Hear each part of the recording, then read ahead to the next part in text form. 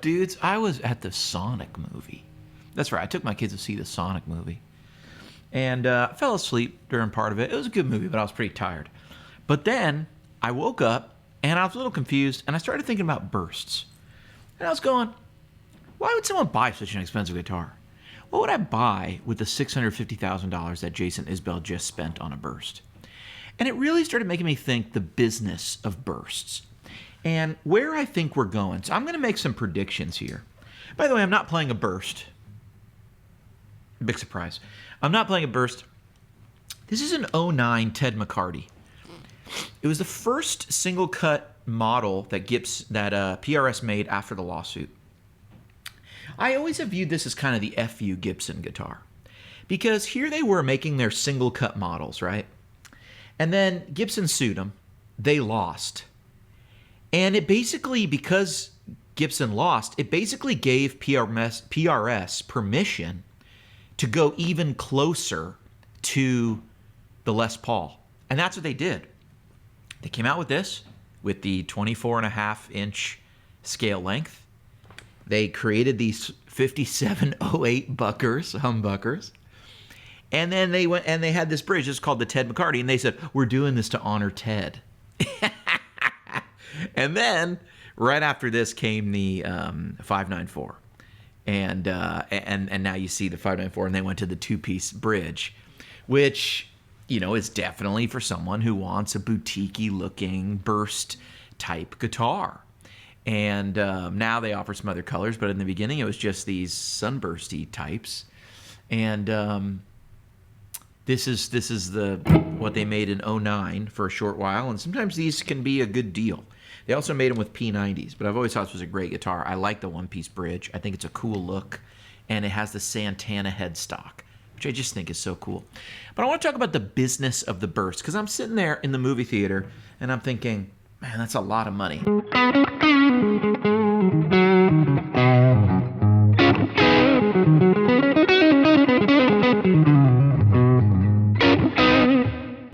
But I started thinking about, I'm probably never going to buy a burst, but I really love to find and try out one of these $50,000 greenies that Gibson made. I don't want to buy one. I'm just saying I want to try one, like if I can find it at Carter's or in a store or something. Because the idea, what's actually even crazier to me than the bursts, is that someone made a new guitar based on a burst and I should pay $50,000 for it. See, to me, there's so few bursts out there. You've seen year after year the prices go up and up and up, and you see them selling for more and more money. So when someone comes along, whether it's Kirk Hammett, who bought that black Les Paul that he got from Carter's a little while ago, and he had a funny story about that. He had actually been scammed out of that guitar in the past. When it came up for sale, he called Carter and said, I tried to buy that guitar years and years ago from a guy who was misrepresenting the family and stuff, and I got, I had a hard time. I had a whole thing with it. I want to buy it. And Carter was like, yes, we can put that together. So Kirk Hammett bought that guitar, and then later, and that kind of got overshadowed because he bought Greenie. And, they called it the Black Burst, and then Joe Bonamassa was like, no, I have the Black Burst, right? That was a burst that was refinished in the first couple of years or something like that. And then Joe was like, no, I have the only 58 that has the stock black finish that someone custom ordered, and I can, I have the real Black Burst. And then that all kind of got overshadowed because Kirk Hammett ends up buying Greenie, and Gibson does all this stuff to commemorate Greenie. They do the Gibson Greenie. They do the limited edition $50,000 like clone of Greenie. It's the most. It's as Greenie as you can get, the Greenie. And then they did the Epiphone Greenie, and now there's all these Chibson Greenies, and it just brings up this whole thing in my head where it's like, okay, I get buying all these guitars because you can see them going up and up in value. But who is paying $50,000 for that limited edition Greenie burst? I'm guessing it's dealers and collectors who just go, hey, limited edition, high-end custom stuff, it'll be worth more in the future. I assume Gibson will never do that again with Greenie. It's the one-time thing. And so if you got them, you got them. But it really made me think about the business of the burst and where I think we're going, because Jason Isbell obviously just paid $650,000 for Red Eye, another famous burst. And I was talking about bursts in a previous video, and I got this comment, and someone said, there's only one Greenie. There's only one Phoenix. There's only one Jimmy Page #1. There's only one Blackie. There's only one this and that. And it's like, that really got me thinking, hang on a minute, that's true. And when I look at what Kirk Hammett just did, I wonder if actually buying a burst, one of these bursts, is actually a really good investment.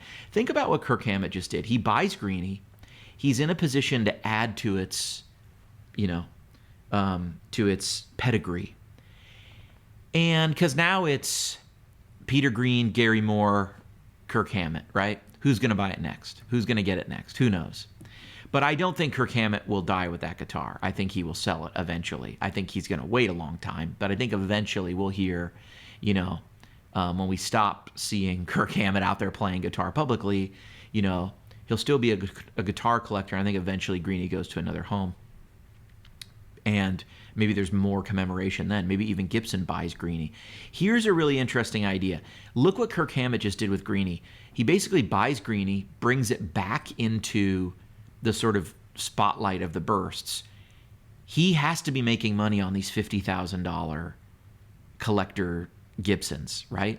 He's got to be making money to use the name or whatever, or to show up in all the stuff, for the Epiphone version and for the Gibson version and all this stuff.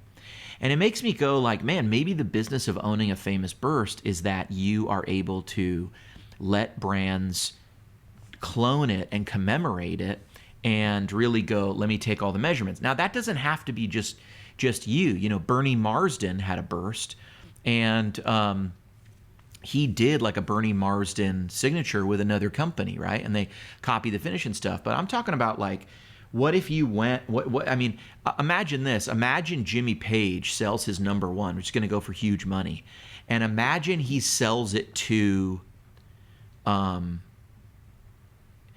don't know. Imagine the guy, the kid from Greta Van Fleet buys it. You know what I'm saying? Like, what if he gets it and he goes out there and says, hey, I'm having a luthier, or I'm having, Tokai, or I'm having Gibson, or I'm having this company scan it, 3D model it, and now we can, here's the net carve, and we're going to do our own version. Gibson would definitely want to be in that. They would want to do something like that, Maybe PRS, maybe Mark Tremonti buys a very famous burst, and instead of that god-awful Mark Tremonti pointed thing that he tried to convince PRS to buy or build, maybe all of a sudden he has Jimmy Page's #1 burst, and we get a Tremonti Page recreation of a 594 that has the exact neck, has measurements, of the two, and Paul, measures this piece, and they figure out that the tone, and they do this scan, and they knock on it and all this stuff. People would pay big money for a, what they could call, the PR Zoso, right? Or the Zoso 1. I don't know. It doesn't matter. The PRS JP1, JPT1, Jimmy Page Tremonti. My point is, what's Jason Isbell going to do with Red Eye? There's an opportunity now. I think Greeny kind of proved it. There's an opportunity now to go to Gibson and say, hey, this is the highest selling burst of all time. We got to do something with that. Wouldn't people want this in an Epiphone one? Wouldn't people want this in blah, blah, blah? And Gibson's not going to do something like that unless they have the blessing, because they don't want to copy someone's thing and then someone else goes out there and goes, I think this is cheap. I think they're just knocking it off. I think they're, you know what I mean? Like they don't want the bad press. So there's reason to do it. And it made me think, what does Kirk Hammett make on something like that? Man, I got to think if Kirk Hammett's involved, he's not lifting a finger for less than $250,000.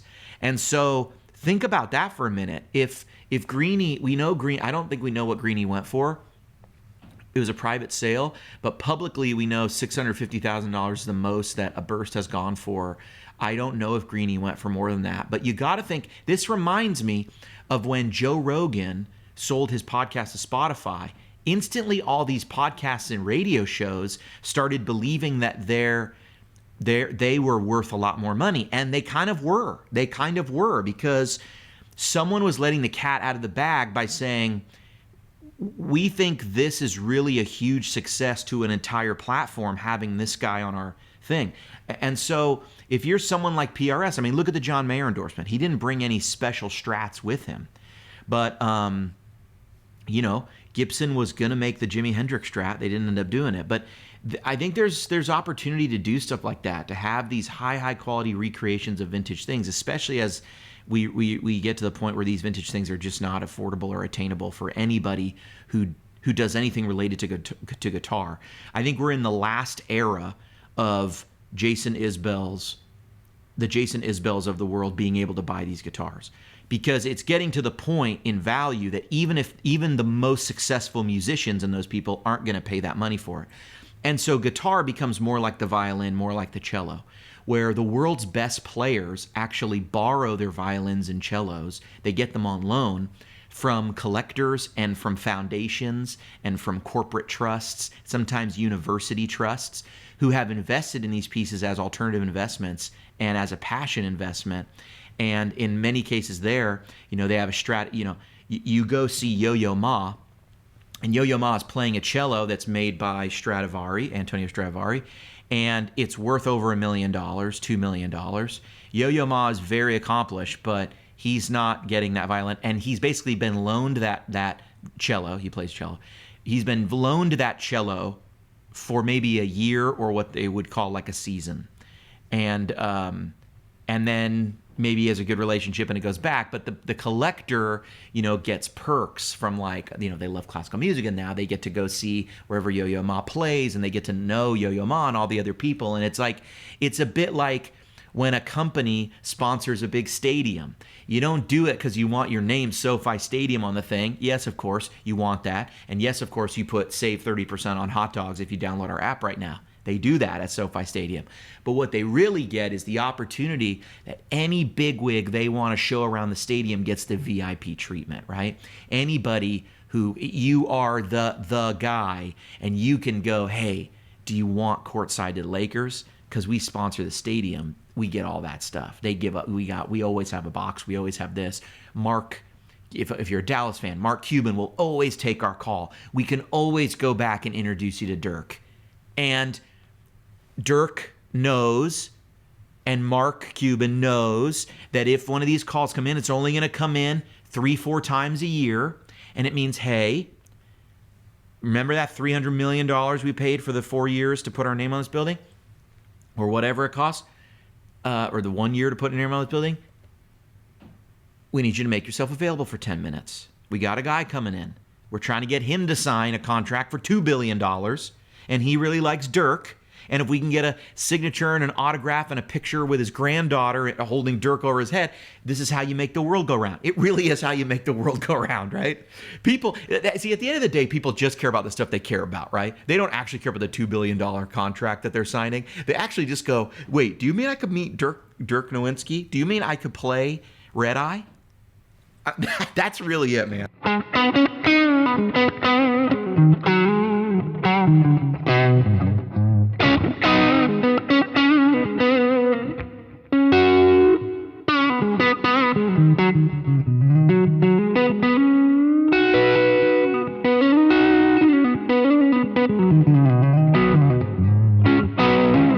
Ain't a burst, man, but I like this guitar.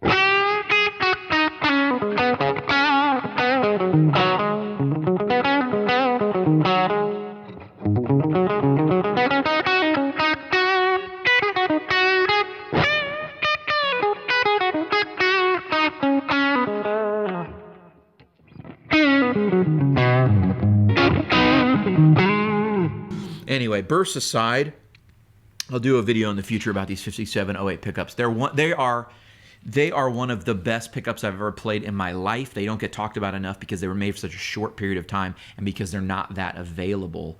And maybe I'll grab some of these and put them in another guitar and see if I dig them. But I had a buddy who had a relationship with PRS. They send him 594s and stuff. They send him a couple other guitars.